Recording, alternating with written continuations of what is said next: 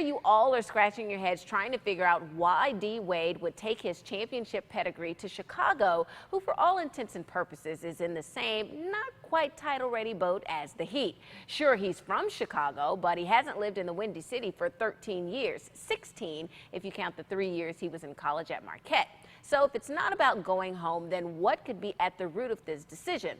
Now, before you say it must be about the money, let's think about that for a second. As I mentioned moments ago, the Heat offered Wade $40 million for 2 years. According to reports, he would get $47.5 million for 2 years from the Bulls. That's less than a $4 million a year difference. When you've been in the NBA for 13 seasons, have a line of designer socks, and are married to an A-list celebrity, $4 million is small potatoes.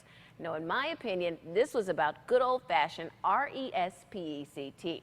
For years, the Heat have told D. Wade he would get his big payday, and for years, he's watched the Heat give max deals to guys like Chris Bosh, Hassan Whiteside, and LeBron James, and brazenly go after Kevin Durant, which means Wade definitely wasn't going to get paid had Miami landed him.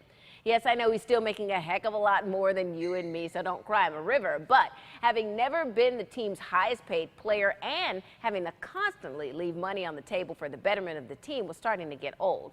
You know, there's a Bible verse that sums this up perfectly.